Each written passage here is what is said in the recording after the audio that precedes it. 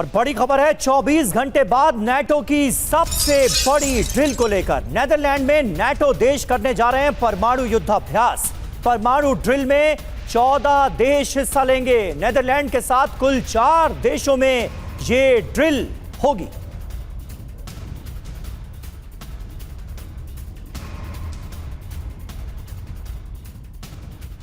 और परमाणु युद्धाभ्यास का नाम है स्टीडफास्ट नून। करीब 2 हफ्तों तक चलेगा परमाणु युद्धाभ्यास। नाटो की न्यूक्लियर डिटरेंस क्षमता का इस दौरान टेस्ट किया जाएगा। डमी परमाणु हथियारों से एक्सरसाइज की जाएगी, अभ्यास किया जाएगा।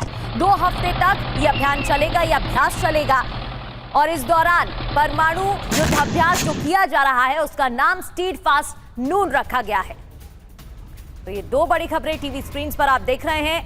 24 घंटे बाद नाटो की सबसे बड़ी ड्रिल और परमाणु युद्धाभ्यास भी होना है।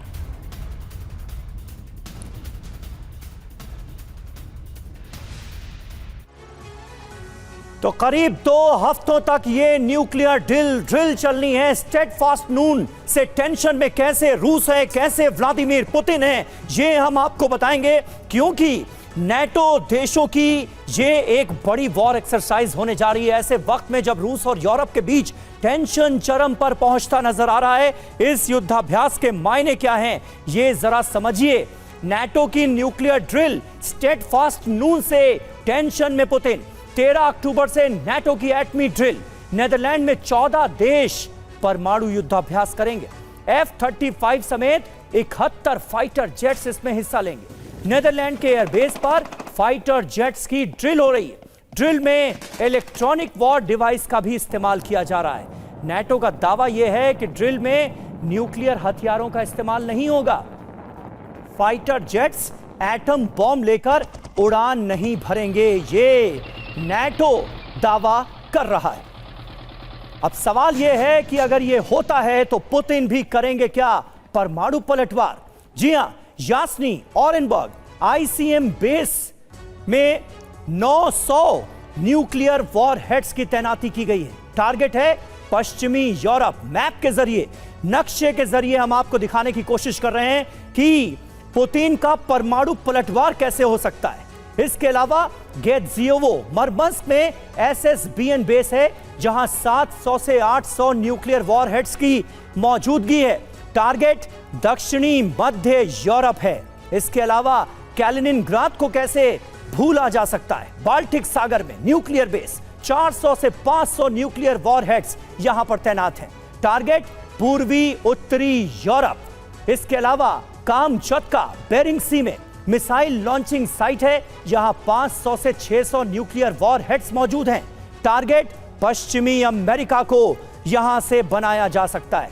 नोवाया जेमिलिया आर्कटिक महासागर में न्यूक्लियर टेस्टिंग साइट है। 300 से 600 न्यूक्लियर वॉरहेड्स यहीं पर मौजूद हैं और यहां से टारगेट उत्तरी अमेरिका को किया जा सकता है।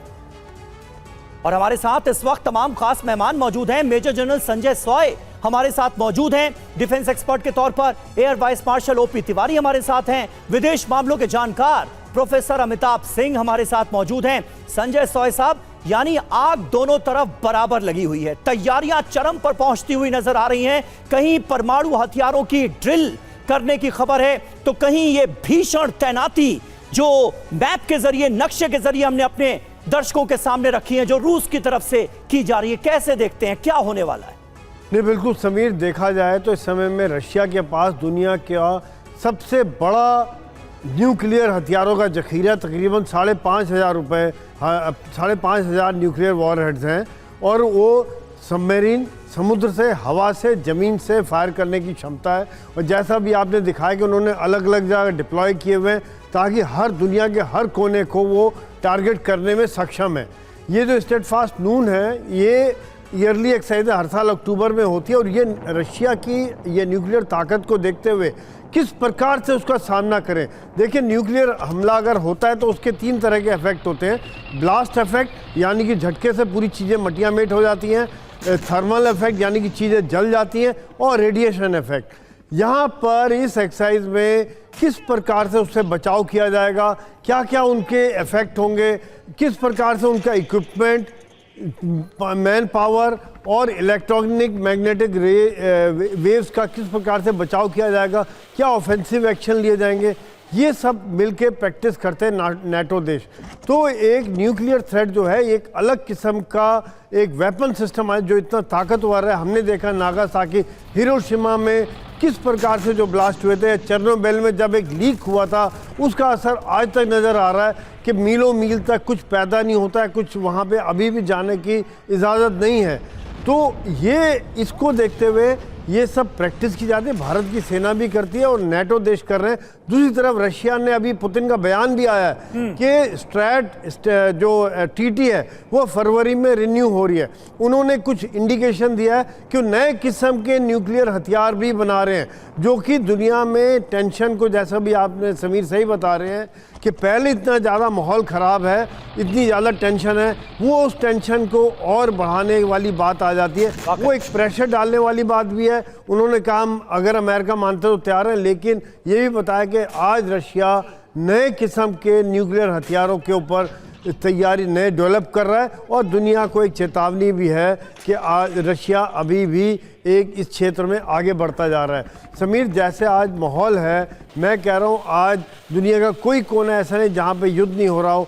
ऐसे में इस तरह के माहौल से शायद एक चिंगारी है जो आग में ना बदली हो जाए। जो एक्सरसाइजेज हैं ये भी कई बार अटैक का रूप में बदली हो जाती हैं।